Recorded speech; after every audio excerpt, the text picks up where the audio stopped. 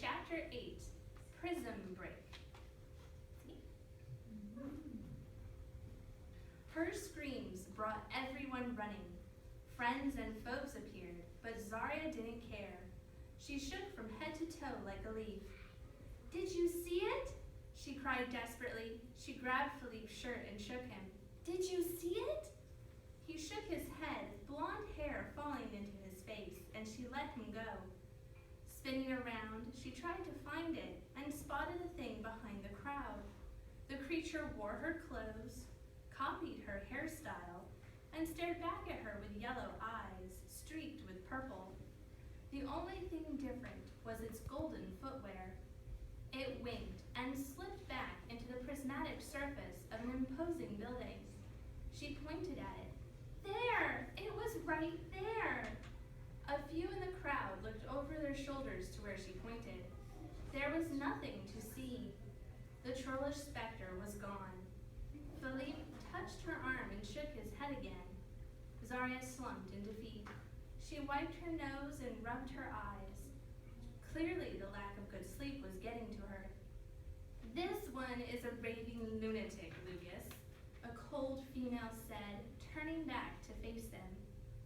Zaria stared mutinously at the woman until the fairy raised one supercilious brow in derision.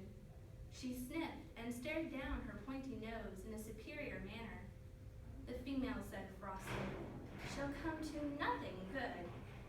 Now, Lori," Lucas taunted softly from her right. "She might be handier to have around than we know." The girl said she wished on the lost well.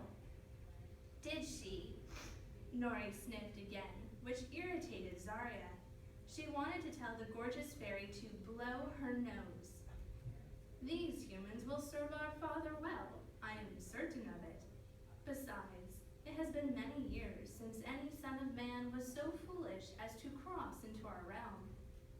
Nori shook back a waterfall of red curls. "Very well," she said haughtily. "By all means, present the rents to Grimkel. It'll be your funeral." "Jealous, sister?" Lucas asked, delighted with Nori's petulance. As Zaria predicted, Nori sniffed. The fairy inspected her cuticles and said, "Of course not." The condescension in those words was so thick one could choke on it. Nori probably hoped her brother would. Lucas chucked Nori under her chin and gave her a biting smile. "Or perhaps," he said, softly sneering, "they will be just the edge I need to eclipse you in Grimkel's favor. You could bring him 100 children of man, and he would still prefer me to you. So confident, are you? How many times have you failed him recently?" Nori's face sharpened in distaste. "Take your runts and get out of my hair." "Runts," Lucas said insouciantly, waving an imperious hand. "Follow and do keep together. Wandering off will lead to certain death and other unpleasantness." Zaria gulped and stuffed her hands under her arms. She felt small.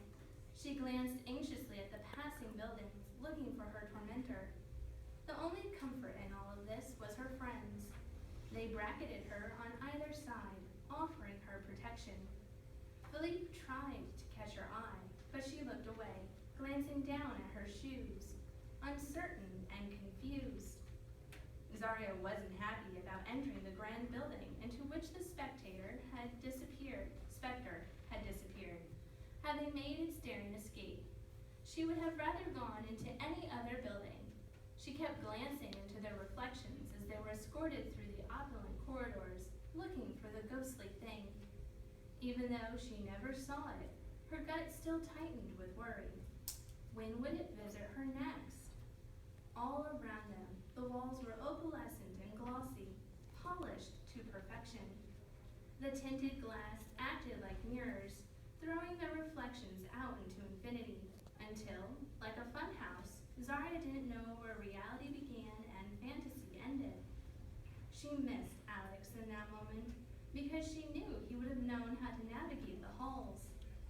As Zaria looked around, she wondered if the treated glass permitted privacy or spying. feeling the cold, blemish-free surface. It was slick and smooth, just like it looked. If a wall could be given to feelings, she would describe it as aloof, just like its inhabitants. After several more twists and turns, Lucas, Isaac, and Askey stopped them outside a door without a doorknob that blended nearly seamlessly into the hallway. Lucas tapped the top right corner, and the door clicked sharply, like the sound of a finger snap, and slid back. He stepped through unannounced, but before Philippe and Gaillard could follow, Isaac halted them. "We wait," he said ominously. Zaria shifted nervously from foot to foot until Christopher laid a calming hand on her shoulder. Her nervous energy didn't evaporate under the gentle pressure, so she fiddled with her zipper pull. Christopher, on the other hand, was relaxed. He stretched and yawned and slumped against the wall. Askey glared at him, but Christopher ignored the fairy. Lucas returned and summoned the others. Askey pushed Christopher off the wall and herded them through the opening. Isaac and Lucas strode ahead. "Welcome to the Great Fox Hall," Lucas called delightedly over his shoulder. He waved a hand to indicate the room at large, and it was large. The space was as elegant as it was cavernous. Its true dimensions were warped like the corridor. Long slate tables with benches were lined up in 2 rows on either side. The prismatic walls made it look more like 80 rows. Huge floor candelabras stood sentinel between every table, with smaller candelabras sitting midway on the tables. At the far end of the room, on a raised platform, sat a regal figure playing a table board game alone. His graying red hair was long and neatly tied at the nape of his neck. It was hard to see with his massive fur collar. This must be Grimkel. His hooked nose and keen eyes tracked them as they moved through the space. Lucas clicked his heels together and bowed. "The runs, father." Good. Have the girl come forward," Grimkel said absently, concentrating on the board. Isaac guided Zaria by the arm to Lucas, who then propelled her up the stage. Grimkel waved to the seat opposite him. "Sit." Zaria ignored him and studied the board. It was circular with small holes punctuating the entire surface. In some of the holes, tall, slender pegs made from a reddish wood rested. The pegs were modestly carved and vaguely resembled foxes. "Do you play?" he asked. "What is the game? Chinese checkers?" Grimkel flashed a smile, which was more teeth than friendliness. "No. It's a game invented by our ancestors, and was once played by Vikings until the humans forgot it." Zaria glared. "Then why did you ask if I could play it?" "Because you found the lost well. The Fae haven't seen it since the time of the Vikings, when we aided Queen Helena in creating the Underrealm. It was unlikely, but still possible, for you to know of Ketupeli." "You helped Queen Helena build the void to imprison the world's dragons?" Grimkel nodded, grabbing pegs from the side of the game and placing them back into the board. "In exchange, we were to be left alone to our own pursuits. Had we known the well would vanish, we would not have agreed." Zaria tilted her head. "What's so special about the well?" Grimkel looked past her to Lucas. "If the boys are like her, then their usefulness is not something I would count on." Lucas sighed with disgust. "I do apologize, Father. I expected her to know something useful." Zaria gave the pretty Fae her best stink eye. "I am not dumb. I just don't know why the lost well is important to you." "Your intelligence remains to be seen. As for the lost well, whichever Fae court controls it is automatically the ruler of the other 3. There is much power in the well. Now, we'll play the first version of Ketupeli. Sit," Grimkel ordered. Zaria sat. Grimkel nodded with satisfaction and proceeded to explain the first variant of the game. His long, elegant fingers plucked a peg from the board, There were 51 pegs and 52 holes. They would draw an equal number of pegs, with the extra peg forfeited at the end. He showed her the underside, explaining that each peg was colored at its base. In the game, there were 30 black, 10 red, 5 blue, 3 green, 2 yellow, and 1 white peg. Each color was worth a specific number of points, based on the odds of drawing the color, with white being worth the most at 100 points. We take turns, drawing a peg at a time. At the end, we tally up the points, and the winner is the one with the most. That sounds easy enough. Why don't you draw first? Grimkel offered. I shall reset the board. He spun it around twice, and then waved at her to go ahead. That's it? She asked. Grimkel nodded. Magic is useful. Zaria agreed. She reached out and took one from the middle of the board. She drew a black. 1 point. Grimkel also chose from the middle. Black. They were tied. Several turns passed this way as they each drew a black peg. Things got interesting when Zaria drew the first non-black color. It was green and worth 20 points. That put her in the lead. Grimkel pulled a red, worth 2 points. Zaria drew another black. Grimkel another red. The board was emptying fast, and the odds for colors were getting higher. Zaria chose again and got another green. Only one left in the game, which made her feel great until Grimkel drew a yellow. That peg caught him up, giving him 50 points, and now he surpassed her. She drew a blue, closing the gap in their scores by 10 points. He drew another red, she a black. Soon they were down to the last turn with 3 pegs left. Zaria had 123 points. Grimkel 106. It was anyone's game.